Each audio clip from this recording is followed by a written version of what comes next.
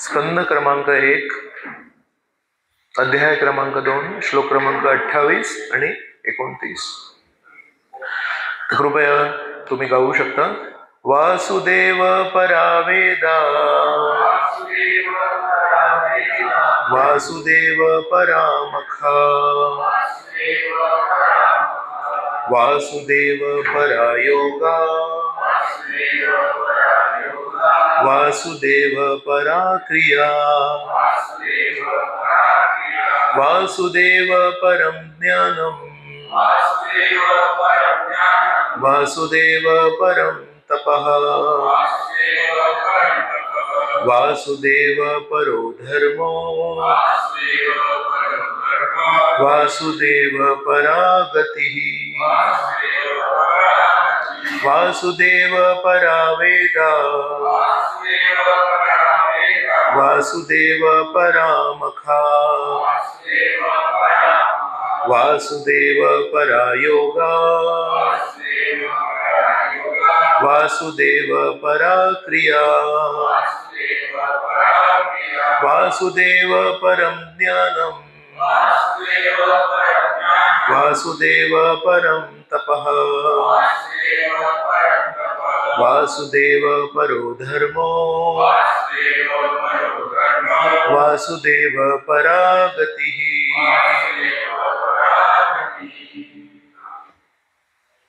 प्रभुजी. वासुदेव परा वेदा, वासुदेव परामखा, वासुदेव परा योगा, वासुदेव परा क्रिया, वासुदेव परम ज्ञानम, वासुदेव परम तपः, वासुदेव परो धर्मो, वासुदेव परा गतिः. माताजी.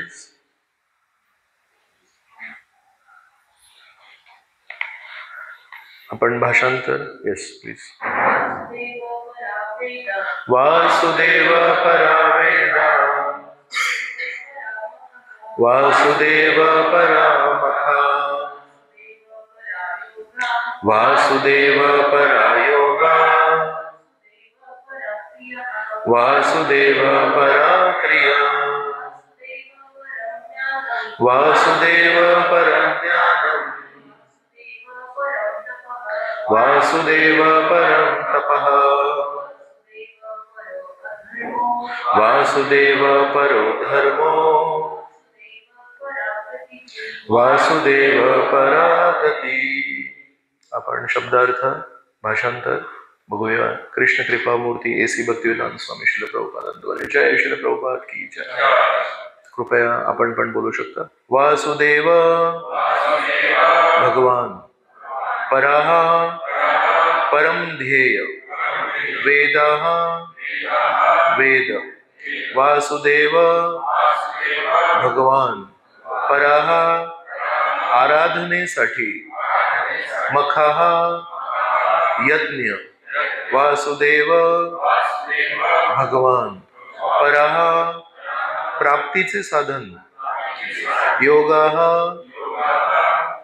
योगा साधने, वासुदेव भगवान परः त्यांच्या नियंत्रणात, क्रिया फलासक्त क्रिया, वासुदेव भगवान परम परम ज्ञानम ज्ञान, वासुदेव भगवान परम परम तपः तपस्या, वासुदेव भगवान परः श्रेष्ठ गुणवत्ता, धर्मः धर्म, वासुदेव भगवान परः आत्यंतिक, गतिः जीवनाचे ध्येय.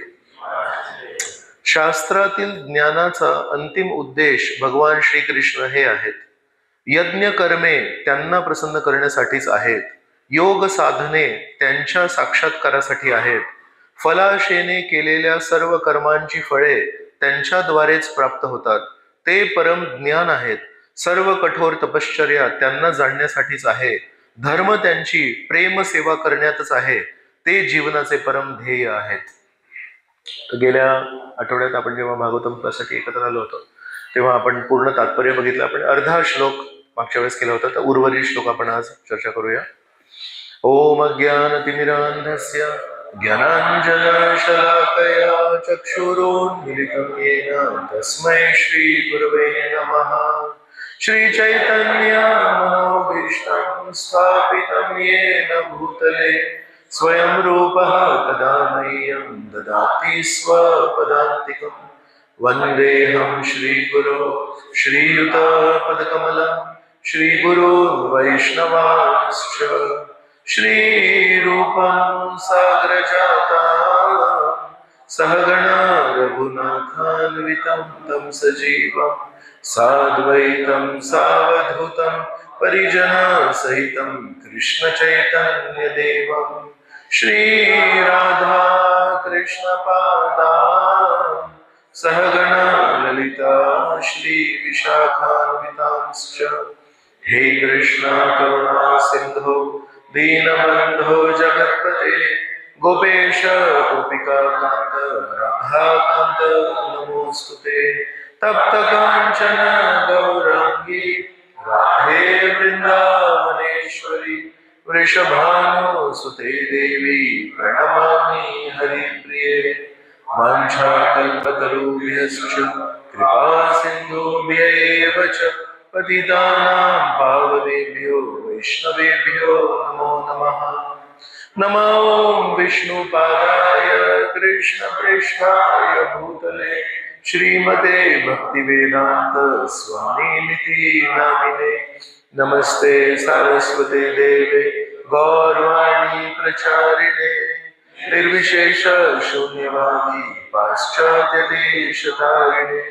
जय श्री कृष्ण चैतन्य प्रभु नित्यानंद श्री अद्वैत गदाधर श्रीवासदि गौर भक्तवृंद. हरे कृष्णा कृष्णा कृष्णा हरे हरे हरे राम राम राम हरे हरे.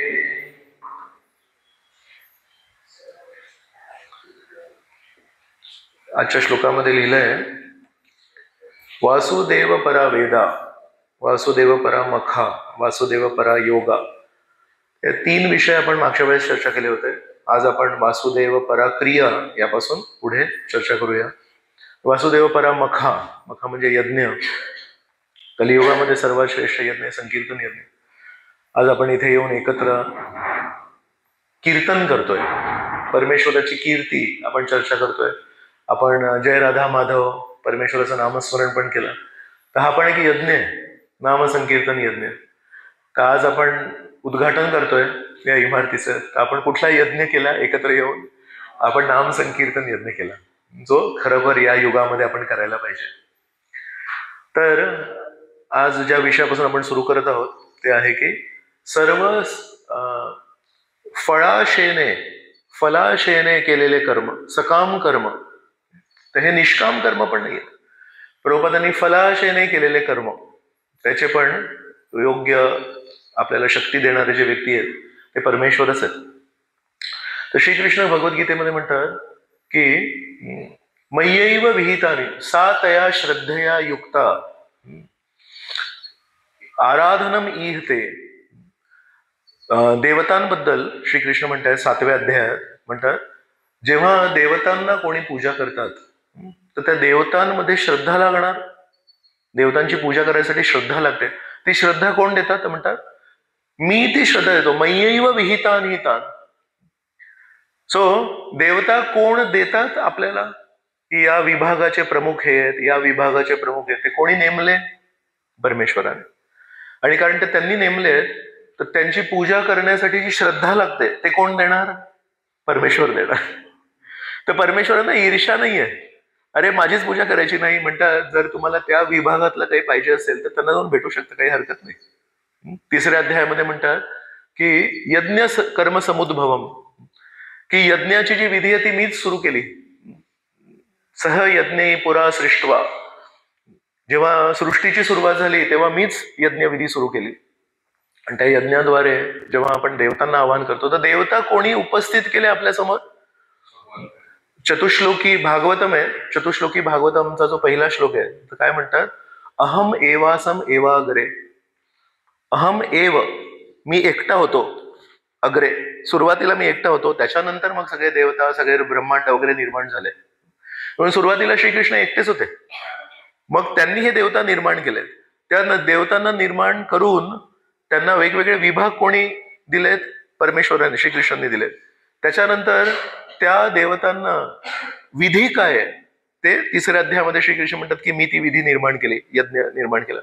चौथी गोष्ट की त्या देवतांना पूजा करण्यासाठी आपल्याला जी श्रद्धा लागते ती 7व्या अध्यायामध्ये श्रीकृष्ण मय्यैव विहिता नेता, मी श्रद्धा देतो. आणि ते जे देवता आहेत, जे परमेश्वराचे प्रतिनिधी आहेत, त्यांना पूजा कशी करायची ते विधी त्यांनी दिली, त्यांना श्रद्धा ती दिली. आणि त्या यज्ञामध्ये जे पण आपण अर्पण करू ते वस्तू कोणी दिल्या? परमेश्वराने दिल्या.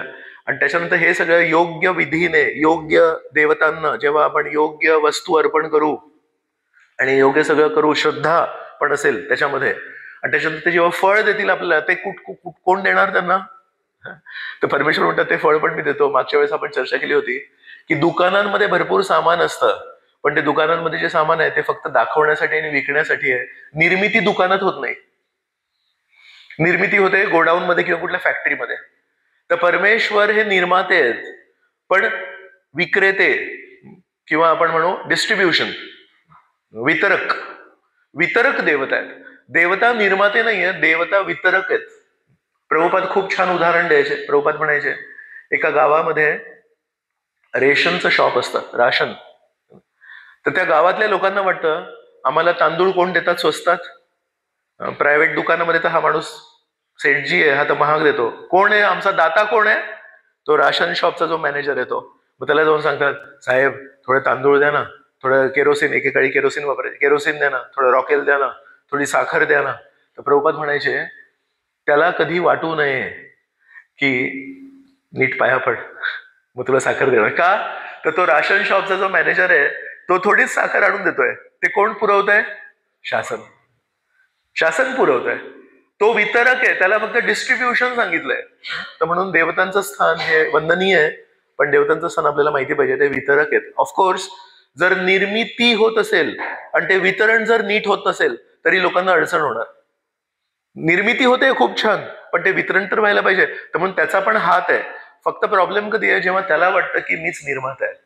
आणि म्हणून काही प्रमाणात काही देवता हे काही प्रमाणात स्वतःला मानतात की मी पण खूप मोठा व्यक्ती आहे, त्याला म्हणतात कर्ममिश्र भक्त. कर्ममिश्र भक्त म्हणजे तो भक्तच आहे, त्याला माहिती आहे भक्ती परमेश्वराच्या अस्तित्वाला स्वीकार केल्या विना एवढं मोठं पद तर मिळणारच नाहीये. म्हणून सर्व देवता आहेत हे भक्त आहेत, तो प्रश्न नाहीये. पण कोणी शुद्ध भक्त आहेत आणि कोणी कर्ममिश्र भक्त आहेत. तर ज्यांना अधूनमधून स्वतःची जरा आठवण येते, मला पण काहीतरी पाहिजे, मला पण मान सन्मान पाहिजे, इंद्रदेव, ते इंद्रदेव शुद्ध भक्त नाही आहेत. इंद्रदेव कोण आहेत?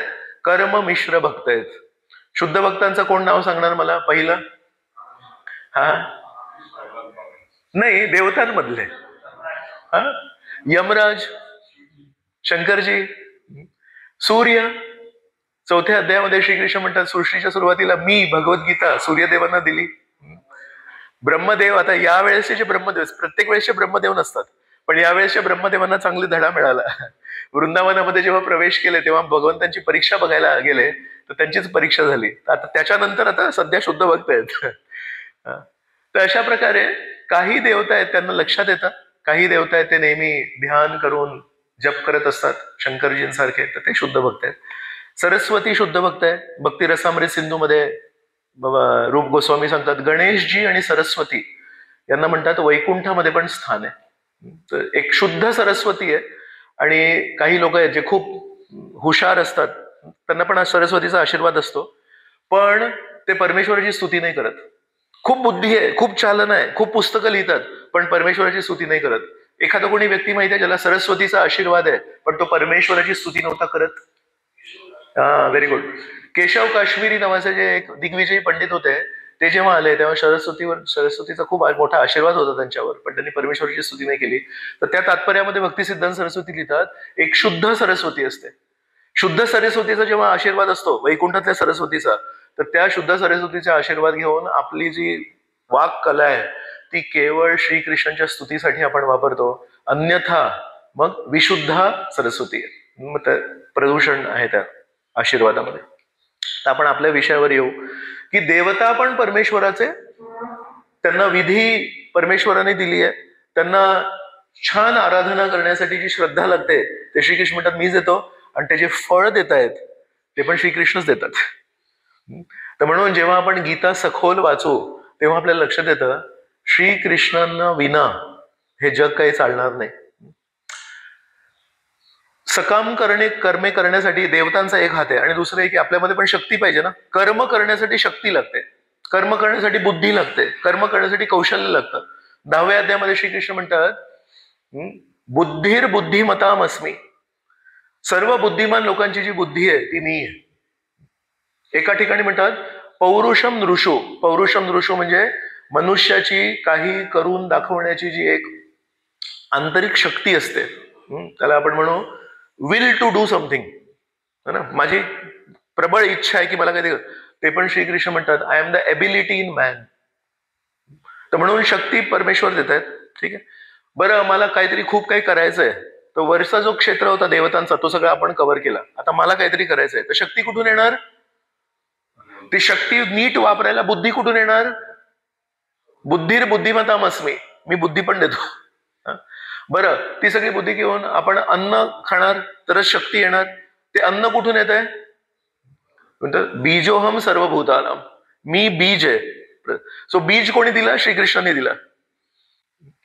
तो बीज आपण जेव्हा शिजवतो तर ती ऊर्जा कुठून येते? सूर्याकडून येते. सूर्य कोणी दिला? शशी सूर्य नेत्र, एक डोळा आहे परमेश्वराचा, तर ती अग्नी पण परमेश्वराने दिली. आणि ते अन्न शिजवल्यानंतर आपण जेव्हा खातो तेव्हा ते पाचन शक्ती पण पाहिजे. तर आयुर्वेदामध्ये याला पाचन शक्ती म्हणतात. तर श्रीकृष्ण म्हणतात अहम वैश्वानरो भूत्वा पचामी अन्नम चतुर्विधम, मी पोटातली अग्नी पण मीच आहे, वैश्वानर अग्नी आहे, आणि त्यांनी 4 प्रकारचे अन्न, चर्व्य चुष्य लेह्य, चर्व्य म्हणजे जे चावून खाऊ शकतात, लेह्य म्हणजे चाटून खाऊ शकतात, पेय म्हणजे जे चोखून खाऊ शकतात, पिऊन खाऊ शकतात, आणि चुष्य म्हणजे चोखून खाऊ शकतात. चतुर्विधा श्री भगवत प्रसाद स्वादवन्न तृप्तान हरिभक्त संघान, त्याचे चतुर्विधा भगवत प्रसाद आहेत. तर श्रीकृष्ण गीतेमध्ये म्हणतात अहम वैश्वानरो भूत्वा पचामी अन्नम चतुर्विधम, 4 प्रकारचे जे अन्न आहे ते मी पचवतो. आता याच्यामध्ये सांगा, वर सगळी अरेंजमेंट केली परमेश्वराने, बीज दिलं परमेश्वराने, बुद्धी दिली परमेश्वराने, शरीरामध्ये शक्ती दिली परमेश्वराने, आणि ते सगळं पाक कला जी आहे ती परमेश्वराने दिली, अग्नी परमेश्वराने दिली, आणि आता जेव्हा आपण खाणार ते पाचन शक्ती परमेश्वराने दिली. हे सगळं जर कोणाला माहिती असेल, अहंकाराला स्थान कुठे? म्हणून श्रीकृष्ण म्हणतायत की जे काही मिळतंय ते सगळं माझ्याकडून मिळतंय. भरत महाराज आहेत 5व्या स्कंदामध्ये, ते राजे होते, आणि राजाला सर्व प्रजाची काळजी घेणं गरजेचं असतं.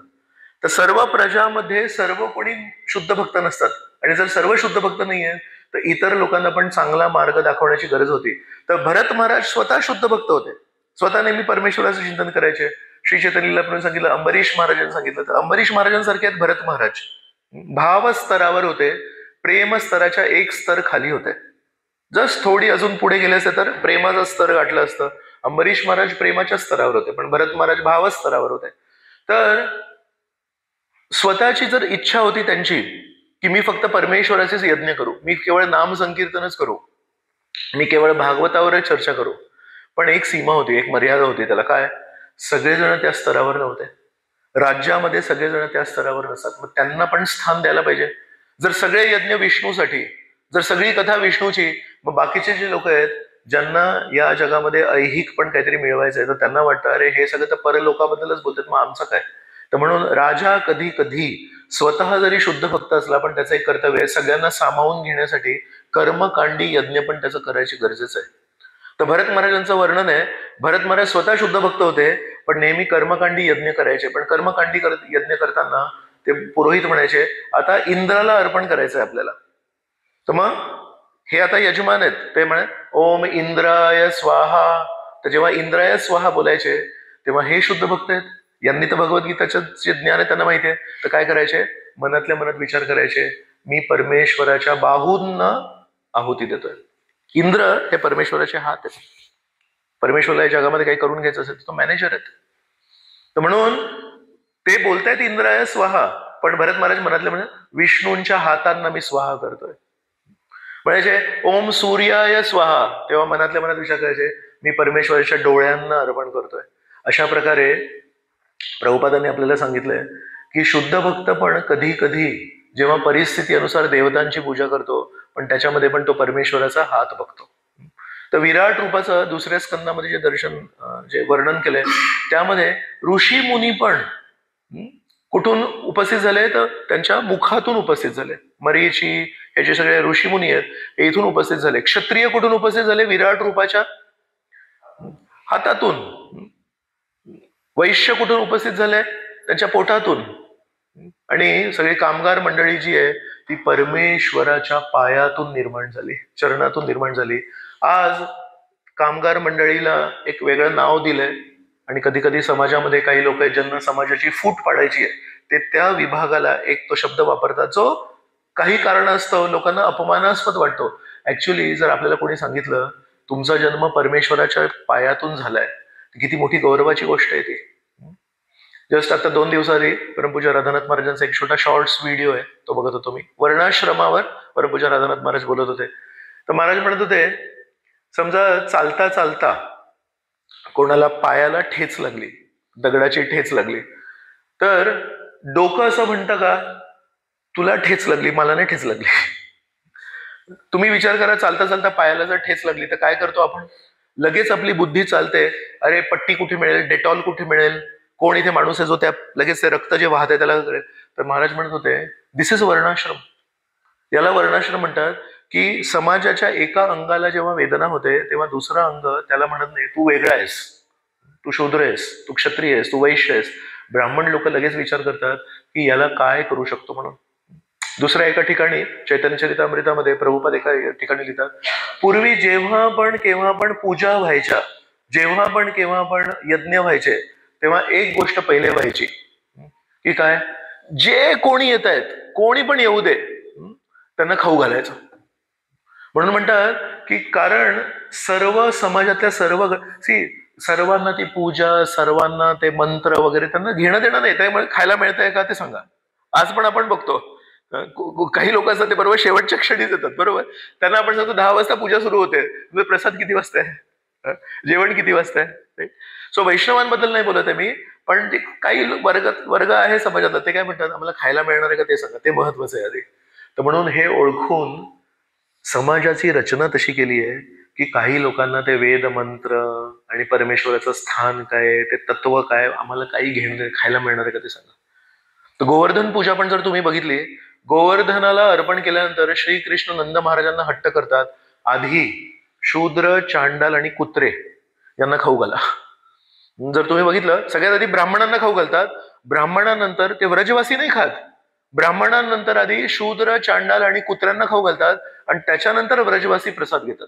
आणि कोणाचा हट्ट आहे हा, श्रीकृष्णांचा हट्ट आहे हा. तर म्हणून राधानाथ महाराजांनी खूप छान पॉईंट सांगितला, जेव्हा पायाला ठेच लागते, पायाला काही दुखतं, तेव्हा बाकीचे अवयव असं नाही म्हणत की आमचं तुझ्याशी काही घेणं देणं नाही म्हणून.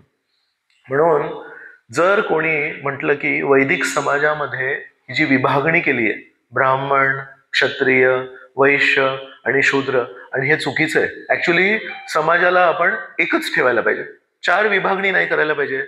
त्या व्यक्तीला आपण विचारू शकतो तुम्ही कुठल्या ऑफिसात काम करता, आणि ते जेव्हा म्हणतील की मी या ऑफिसात काम करतो, त्यांना सांगायचं तुमच्या ऑफिसमध्ये सगळे जे लोक काम करतात ते एकाच स्तरावर आहेत. नाही, इथे बसलेल्या कुठल्या व्यक्तीच्या ऑफिसमध्ये सगळे जितके लोक नोकरीवर आहेत, पेरोलवर आहेत, ते सगळे एकाच स्तरावर आहेत. कोणी सुपरवायझर, कोणी मॅनेजर, कोणी वर्कर, कोणी असिस्टंट मॅनेजर, कोणी HR मध्ये, असं नाहीये, विभागणी नाही केली आहे. एक स्थान सांगा. शाळेमध्ये विभागणी आहे, प्रिन्सिपल, HOD, लेक्चरर आणि ऍडमिनिस्ट्रेटिव्ह स्टाफ असतो वेगळा, एक पिऊन असतो, सगळे लेटर इकडे तिकडे न्यायला, झेरॉक्स करून आणायचा. हॉस्पिटलमध्ये एक सीईओ असणार, एक HR मॅनेजर असणार, बाकी ऑपरेशन्स मॅनेजर, त्याच्या खाली काही लोक. कुठल्या ठिकाणी शाळेमध्ये, हॉस्पिटलमध्ये, फॅक्टरीमध्ये सगळीकडे विभागणी केली आहे. तर परमेश्वरांनी बुद्धी वापरून सांगितलं समाजामध्ये पण विभागणी करायला पाहिजे, पण भेदभाव नाही करायला पाहिजे, विभागणी करायची. विभागणी आणि भेदभाव मध्ये अंतर आहे. जेव्हा आपलं लक्ष, आपण आपल्या मनामध्ये चुकीने एक समीकरण केलंय, विभागणी म्हणजे भेदभाव. गरजेचं नाहीये.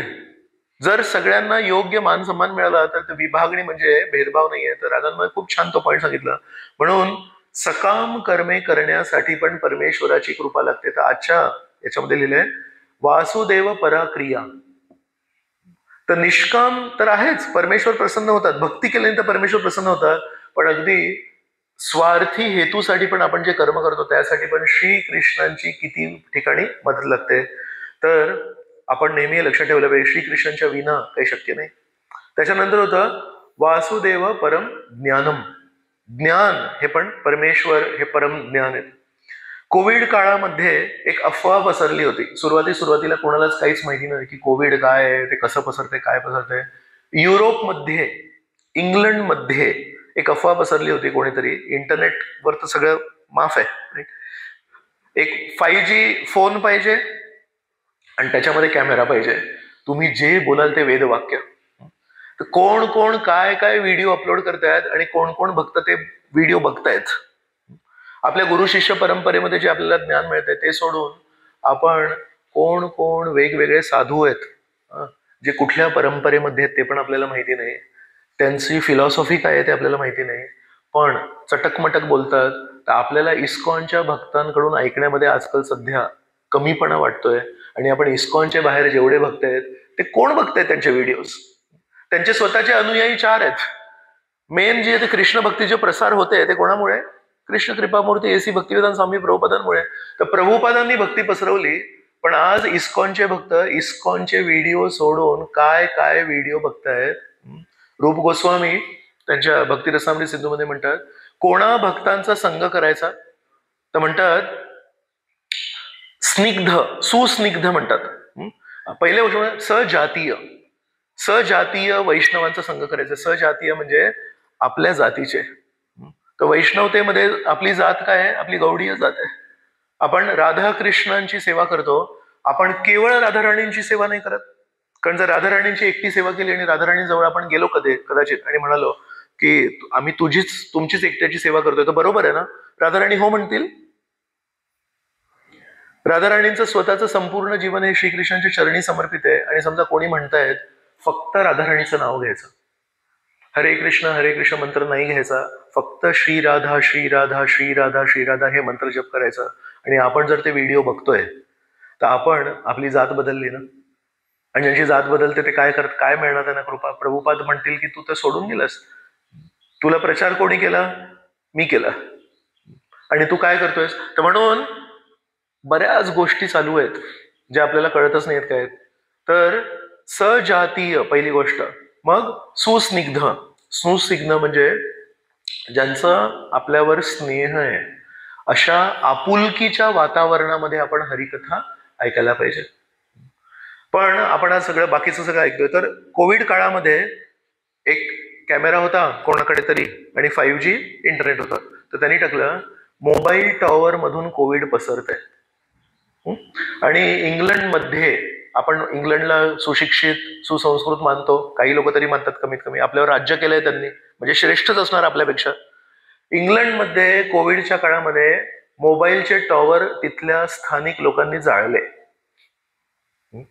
हे आता भारतामध्ये पण तुम्हाला जेव्हा सांगतोय, तुम्ही जरी टेक्नॉलॉजीमध्ये पुढे नसणार, पण तुम्ही म्हणता काय म्हणताय प्रभूजी, काय तुम्ही गंमतच करताय? रोगराई, ते किटाणू हे मोबाईल टॉवरनी पसरतात का? तर आपण पण हसतोय, पण ही खरी गोष्ट आहे. कोविड काळामध्ये एक असतं ज्ञान आणि एक असतं अज्ञान, एक असे विद्या आणि एक असे अविद्या. तर जेव्हापर्यंत आपल्याला योग्य ज्ञान नाहीये तेव्हा बाकीचं सगळं अविद्याच आहे.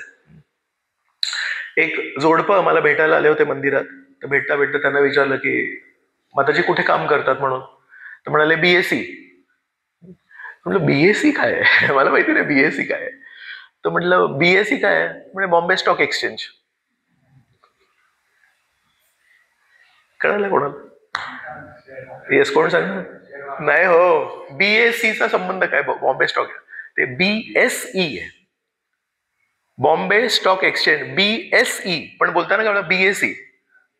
BSE आणि BSE हे मी BSE ऐकू आलं, पण बोलतात ऍक्च्युली त्यांना म्हणायचं होतं BSE. फरक आहे ना दोघांमध्ये. सो कधी कधी माणूस बोलतोय, पण आपल्याला आपल्या सवयींमुळे किंवा त्या माणसाच्या अस्पष्ट बोलण्यामुळे नीट कळत नाही. सो कधी कधी आपल्याला वाटतं आय स्प्रेड इन्फॉर्मेशन, मी तर योग्य ज्ञान पसरवलं, पण ते लोकांच्या कानावर जेव्हा जाता येते अनेक वेळा ते ज्ञान नसतं, ते अज्ञान असतं. सो कम्युनिकेशन असं म्हणतात, the biggest illusion about communication is that it has already happened. Communication म्हणजे संवाद. संवादाबद्दल सगळ्यात मोठा भ्रम असा आहे की संवाद घडून झाला. संवाद घडून नाही झाला, प्रक्षेपण घडून झालं. एक आहे प्रक्षेपण, मी बोलतोय ते प्रक्षेपण करतोय, आणि दुसरं आहे रिसिव्हिंग इट. ते एक ट्रान्समिशन आहे आणि एक आहे रिसेप्शन. मी काहीतरी बोलतोय आणि ते काय, कुठल्या मूड मध्ये तुम्ही ते ऐकताय आणि कुठल्या चष्मेने तुम्ही माझ्या शब्दांना बघताय ते. सो कधी कधी गंमत होते की एक व्यक्ती काहीतरी बोलतोय, प्रवचन करतोय, आणि प्रवचनानंतर आपण जेव्हा विचारतो मग तुला काय आवडलं रे, तर तो मला काहीतरी सांगतो, आणि मग मी विचार करतो माझ्या प्रवचन मधलं सांगतोय किंवा कोणाच्या प्रवचनावर सांगतोय. सो म्हणून नीट बोलण्यासाठी आणि ते नीट लोकांना समजून सांगण्यासाठी ऍक्च्युली विस्तृत करून बोलावं लागतं. जर आपण पटपट पटपट बोललो तर आपल्याला वाटेल मी 10 गोष्टी बोललो, पण त्या 10 गोष्टींमधून किती लोकांना समजल्या, किती लोकांना त्या आत्मसात झाल्या, हा खूप मोठा एक प्रश्न असतो. पण श्रीकृष्णांचं नामस्मरण सगळ्यांना जो काही बोलतो तो त्याला नीट ऐकू येतं आणि त्याला नीट कळतं. श्रीकृष्णांच्या भक्तीबद्दल जेव्हा पण आपण बोलतो थोडंसं इकडे तिकडे काहीतरी, पण एक लक्षात येतं, प्रत्येक भागवत प्रवचनानंतर एक लक्षात येतं, श्रीकृष्णांची सेवा करायला पाहिजे, श्रीकृष्णांप्रती समर्पण व्हायला पाहिजे. तर तो आशय जर आपल्याला कळला तर ज्ञानाचं प्रक्षेपण पण झालं आणि ज्ञानाचं रिसेप्शन पण झालं. पण समजा दुसऱ्या कुठल्या प्रवचनांमध्ये तो व्यक्ती काहीतरी बोलतोय, वेगवेगळ्या गोष्टी बोलतोय, आणि पुढारी लोक कधी कधी भाषण देतात, त्या भाषणातून लोक काय काय अर्थ काढतात त्याचा. त्यामुळे खूप महत्वाचं आहे की आपण नेहमी समजून घ्यायला पाहिजे की योग्य ज्ञान काय आणि योग्य ज्ञानाचा ध्येय काय. लहानपणी एक गोष्ट ऐकली होती मी, 4 मुलं गुरुकुलातून शिक्षण संपले, त्यांच्या शिक्षण समाप्त होऊन आता घरी चालले, आणि 4ही मुलांना स्वतःच्या विद्येवर खूप अहंकार होता की मी खूप श्रेष्ठ, मी खूप, ते विद्यार्थ्याला वाटतं मी खूप श्रेष्ठ. तर जेव्हा घरी परततात हे 4, तेव्हा एक त्यांना सापळा दिसला हाडांचा. तर एक म्हणतो, थांबा रे, मला एवढं श्रेष्ठ ज्ञान आहे, मी सापळा बघून तुम्हाला सांगू शकतो की हा सापळा कोणाचा आहे म्हणून. तर त्यांनी बघितलं ते आणि म्हणालो, माझं असं म्हणणं आहे, माझं स्पष्ट मत आहे, हा सापळा एका वाघाचा आहे म्हणून. हे वाघाचे हाड आहेत. तर हाड बघून कोणाला कळतंय, म्हणतो वाघाचे हाड आहेत. त्याने त्याचं श्रेष्ठ ज्ञान दाखवलं, हाड बघून मी सांगणार कोण आहे म्हणून. दुसरा एक व्यक्ती होता, तो म्हणतो, तुला फक्त ते हाड बघून दिसतंय की ते काय आहेत, पण त्या हाडांवर मांस चढवू शकतोस का तू? म्हणतो नाही. तो म्हणतो माझं ज्ञान इतकं श्रेष्ठ आहे, त्या हाडांवर मी मांस चढवू शकतो. तो म्हणाला, रे पण गरज नाही त्याची, तो मेलाय. पण तो म्हणतात नाही नाही, बघ आता मी मांस चढवतो. त्याला दाखवायचं की मी मोठा, माझं ज्ञान मोठं. तर त्यांनी काहीतरी मंत्रजाप केला, अमुक तमुक काहीतरी बोलला, खरोखर या सगळ्यांच्या डोळ्यांसमोर त्याच्यावर मांस चढला. पण तो मृत आहे, हाड होते, हाडावर मांस चढला. मग तिसरा माणूस होता, तो म्हणतो, काय तुम्ही हाडाने प्राणी ओळखता आणि काय तुम्ही मांस चढवता, प्राणशक्ती आहे का त्याच्यामध्ये? मी इतका श्रेष्ठ आहे, मला हाड नाही ओळखता येत, मला मांस नाही चढवता येत, पण मला मृत शरीरामध्ये प्राण देता येतात. तर चौथा म्हणतो, करू नकोस असं. सगळं ठीक आहे, तुला वंदन, शतशः वंदन, पण करू नकोस. म्हणतो, अरे यांनी त्याची कौशल्य दाखवलं, यांनी त्याचं ज्ञान दाखवलं, त्या हाडांवरून सिंहाला, वाघाला ओळखलं, यांनी त्याचं कौशल्य दाखवलं, त्यांनी त्याच्यावर मांस चढवलं, आणि मी नाही दाखवायचं. म्हणतो ते सगळं ठीक आहे, तुला मानलं, तू सर्वश्रेष्ठ, पण करू नको. म्हणतो नाही, मी पण दाखवणार, मी काय कमी नाही आहे. आणि त्यांनी पण त्याचा मंत्रजाप केला, पण तो मंत्रजाप करायचा चौथा जो माणूस होता, जो अज्ञानी होता, त्याला हाड बघून कळत नाही, की कुठला प्राणी आहे हा, त्याला माऊसने चढवतायत आणि त्याच्यामध्ये ती पण कला नाही की तो प्राणशक्ती देऊ शकतो, पण त्याच्यामध्ये एक कला होती. कुठली? आपल्यासाठी फायद्याचं काय आहे हे त्याला समजत होतं आणि प्राणघातक काय आहे हे त्याला कळत होता. तेवढं गरजेचं होतं है ना. तर बाकी सगळी विद्या असून काय फायदा नाहीये, मेन माहिती पाहिजे की आपला फायदा कशात आहे. तर प्रभुपाद म्हणायचे कुठल्या वैष्णवाला कदाचित भजन कीर्तन गाता येत नाही, कुठल्या वैष्णवाला कदाचित एकदम खूप छान पूजा करता येत नाही, पण त्याला जर विचारलं तुला काय माहितीये रे, तर म्हणतो वासुदेव परा वेदा, वासुदेव परा मखा, वासुदेव परा योगा, वासुदेव परा क्रिया, सर्वश्रेष्ठ व्यक्ती वासुदेव, सर्वश्रेष्ठ यज्ञ वासुदेव, सर्वश्रेष्ठ योग पद्धती वासुदेव. शेवटी वासुदेवांना शरण जायचंय. तर हा जो चौथा माणूस पळाला आणि तिसऱ्याने प्राणशक्ती का बरे टाकली? मी मोठा आहे, माझ्याकडे पण ज्ञान आहे. मग काय झालं त्याचं? वाघ उठला, वाघाने तिघांना एक डोळा मारला आणि म्हणाले thank you for becoming my breakfast. नाश्ता बनण्यासाठी तुम्ही इतके आतुरतेने माझ्या समोर आलात, मलाही माहिती नव्हतं की लोक इतके आतुर असतात. तिघांचा त्यांनी नाश्ता केला. कोण वाचला? फक्त चौथा वाचला. प्रभुपाद अशाच प्रकारची गोष्ट सांगायचे. म्हणायचे एकदा एका होडीने बोटीने एक नदी क्रॉस करत होते. एक खूप सुशिक्षित व्यक्ती होते आणि तो नावाडी होता. तो नाव चालवतोय, होडी चालवतोय. तर तो चालता चालवता म्हणतो जय राधा माधव रामकृष्ण हरी, होडी चालवतोय. तर हा म्हणतो काय रे गावकऱ्या, तुला माहितीये का आकाशात उडणारे विमान बनवलेत माणसाने? तो म्हणतो हो का, लई छान. तो म्हणतो पण तू कधी बघितलंयस का? मी नाही बघितलं कधी. बसायची इच्छा आहे का? अरे साहेब आपल्याला काय बसायची गरज आहे, आपण तर परमेश्वराचं नामस्मरण करतो आणि होडी चालवतो, आपलं सगळं जेवायला मिळतं, कीर्तन करायला वेळ मिळतो, आपलं काम झालं. म्हणतो 25% आयुष्य तुझं वेस्ट, 25% आयुष्य तुझं वेस्ट. मग पुढे गेला तो रामकृष्ण हरी करतोय तो. मग म्हणतो काय रे नावाड्या गावकऱ्या, तुला माहितीये का माणसाने आता समुद्रावर पण विजय मिळवलाय. एक पाणडुबी बनवली आहे, त्याच्यामध्ये बसून मनुष्य समुद्रातून जाऊ शकतो. म्हणतो होय का, लई छान. म्हणतो पण तुला माहिती होतं का? नाही. तुला बसायचंय का? नाही. का रे? आपल्याला काय माशांसारखं करायचंय? मासे जे करतात ते आपल्याला कशासाठी करायचंय? आपण तर मनुष्य आहे, आपण तर हरिनाम घेऊया, आपण तर हरिकथा ऐकूया. तो म्हणतो तू गावकरी म्हणजे अडाणी आहेस, 25% आयुष्य तुझं वाया गेला. मग म्हणतो तुला माहितीये का आता असे कार निघालेत, 250 किलोमीटर प्रति तासाने वेगाने पळतात, सिंह वाघ चिता याला पण मागे टाकतात. तू ऐकलं होतंस का असं कधी? म्हणतो हो लई छान. म्हणतो तुला बसायचंय का? नाही साहेब, आपण तर हरिप्रसाद खातो, हरिकथा करतो, हरिनाम घेतो आणि परमेश्वराचं नामचिंतन करतो, आपल्याला काय गरज आहे? म्हणजे 25% तुझं आयुष्य खराब. किती झाले टोटल?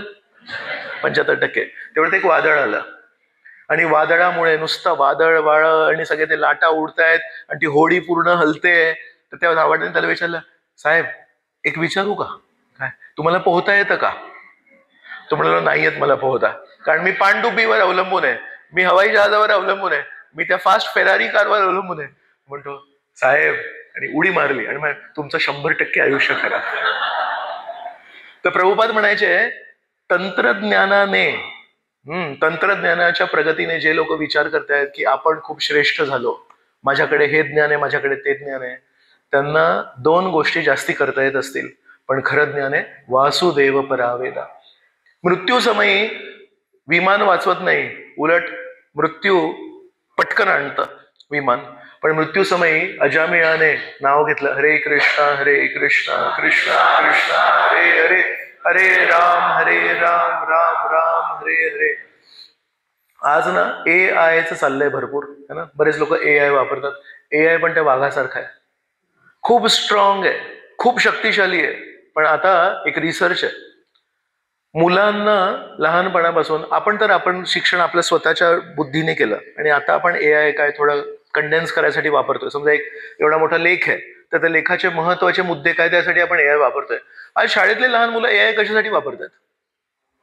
लेखाचा सारांश करण्यासाठी वापरतात की लेख लिहिण्यासाठी करतात? खरं ना खोटं नाही बोलत ना मी. आपण कारण लेख लिहायला शिकलो, तर लेखाचा सारांश करण्यासाठी जर वेळ नसेल तर आपण AI वापरतो. पण मुलं आज AI लेख लिहिण्यासाठी वापरतायत. तर याच्यावर एक स्टडी झाली, तर म्हणतायत एका आठवड्याने त्या मुलाला विचारलं, तू जो लेख लिहिलास त्याचे महत्वाचे मुद्दे काय ते सांग. त्याला सांगता नाही आले. सो ती स्टडी आहे, मी नंतर शेअर करीन. तर त्या स्टडीमध्ये लिहिलंय AI is making children dumber. AI लहान मुलांना जर आपण वर्ज नाही केलं तर बुद्धी हा जो भाग आहे हा कमकुवत राहील. ही मुलं मोठे होऊन काहीही करण्यासाठी सक्षम नसणार आहेत. तर हा AI वाघ आहे, तो झोपलेला वाघ आहे. त्याला आपण आज AI ला व्हर्जन 1, व्हर्जन 2, व्हर्जन 3, व्हर्जन 5. गुगलने आता लेटेस्ट एक AI टूल काढला, नॅनो बनाना म्हणून. कुठलंही चित्र कुठल्याही चित्रासोबत तुम्ही मिळवू शकता. म्हणजे राधा गोपीनाथचा हा फोटो त्याला द्यायचा आणि माझा एक फोटो द्यायचा, दुसऱ्या कोणाचा फोटो द्यायचा. राधा गोपीनाथ माझ्या पायाजवळ येऊ शकतात जर कोणाची इच्छा असेल तर. ते गुगलला काही कळत नाही. तो म्हणतो या इमेजला हा साईज कर, त्याला ते साईज कर. कुठल्याही इमेजला कुठेही मॅनिप्युलेट करू शकतो. तुम्हाला आता विचारतो मी, या देशातले समजा कोणी मोठे पुढारी आहेत, या देशातले कुठे मोठे कोणी राजनीतिक व्यक्ती आहेत, त्यांचा जर चुकीच्या पद्धतीने चुकीच्या गोष्टी करताना जर फोटो त्या नॅनो बनानामध्ये बनवला गुगलनी आणि जर तो व्हिडिओ व्हायरल झाला, दंगली होऊ शकतात. कोणाच्या तोंडामध्ये जर शब्द टाकले AIनी की हा असा बोलला आणि त्या पुढाऱ्याचं तोंड तेच असतं, पुढाऱ्याचा आवाज वगैरे सगळं ते AI बनवू शकतो. समजा एक छोटासा व्हिडिओ निघाला की एक मोठ्या नेत्याने दुसऱ्या एका समाजाबद्दल काही चुकीचे कमेंट्स केले आणि तो व्हिडिओ आहे AI व्हिडिओ. तो ठरेपर्यंत तो व्हिडिओ व्हायरल होणार आणि ठरेपर्यंत की तो व्हिडिओ खोटा आहे तेव्हापर्यंत दंगली होऊन नाश होऊ शकतो. तर आपल्याला आज वाटतंय की आपण किती हुशार आहोत. आपण NI ला मात केली, आपण AI काढलं. NI म्हणजे नॅचरल इंटेलिजन्स. परमेश्वराने प्रत्येकाला NI दिलंय आणि मनुष्याने AI काढला आणि त्याच्यामध्ये अहंकार काय आहे, AI is greater than NI. पण तो AI आतापर्यंत मनुष्याने जे जे काही केलंय त्याच्यामध्ये बघितलंय आपण, त्या वाघासारखा त्याने त्याच्या निर्मात्याला, त्याला सृष्टीकर्त्यालाच नाश केलाय. परमेश्वराने आपल्याला किती बुद्धी दिली आहे, परमेश्वराचा नाश करण्यासाठी कधी बुद्धी नाही दिली. एवढी बुद्धी दिली आहे की त्या परमेश्वराची सेवा करायची. NI हे कधी नॅचरल इंटेलिजन्स कधी निर्मात्याला भारी नाही पडणार. त्यांनी तेवढी शक्ती दिली आहे की आपण नेहमी परमेश्वराबद्दल सकारात्मक भावना ठेवू. पण AI आत्ता 1 वर्ष झालंय AI ला बाहेर येऊन, आणि AI is already creating disruption. समाजाला विस्कळीत करताय AI, त्याला सकारात्मक बांधत नाहीये. येणाऱ्या वर्षांमध्ये AIचा काय दुष्परिणाम होईल, मुलं ऑलरेडी मूर्ख होत आहेत. मध्येच काहीतरी AIचा फोटो येतो, मध्येच AIचा व्हिडिओ येतो आणि नंतर कळतं की हे खोटं आहे. पण ते खोटं सिद्ध होईपर्यंत काय नुकसान होणार विचार करा. तर आपल्याला सर्वांना माहिती पाहिजे, ज्ञानाने परमेश्वराला मिळवू नाही शकत आपण, पण वास्तविक ज्ञानाने आपण परमेश्वराला मिळवू शकतो. ज्ञानाच्या नावावर जर कोणी काही प्रचार प्रसार करत असेल त्याने आपल्याला श्रीकृष्ण भेटणार नाही. पण खरं ज्ञान काय आहे, जरी आपण अडाणी असू, जरी आपल्याला स्वतःची स्वाक्षरी करता येत नसेल, सिग्नेचर करता येत नसेल, पण जर आपल्याला परमेश्वराची स्तुती करता येत असेल, जर आपल्याला परमेश्वरासमोर नमस्कार करता येत असेल, जर परमेश्वराचं नामस्मरण करता येत असेल, परमेश्वराला मी जे काही खाईन ते योमे भक्त्या प्रयच्छती, ते नेहमी अर्पण करून खाता येते. या साध्या सोप्या दिसणाऱ्या पण फार गहन भावना असणाऱ्या गोष्टी जर आपल्याला माहिती असतील, मनुष्य जीवनाचं यश झालं आपलं. आणि या 4 गोष्टी, नाम कीर्तन, कथा कीर्तन, नमस्कार, मनमना भाव मत भक्तो मद याजी माम नमस्कुरु, या 3-4 गोष्टी जर आपल्याला येत नसेल तर श्रीकृष्ण म्हणतात तुमचं ज्ञान काय कामाचं. तर म्हणून वासुदेव परम ज्ञानम. तर आपण इथे थांबूया, पुढच्या वेळेस आपण पुढचा श्लोक करूया. बरेच बाकीचे पण काम आहेत आणि उशीर पण झालाय. जय श्रीमद भागवत महापुराण की जय. जय श्रील प्रभुपाद की जय. अनंत कोटी वैष्णव वृंद की जय. जय निताय गौर प्रेमानंदे. हरि हरि बोल.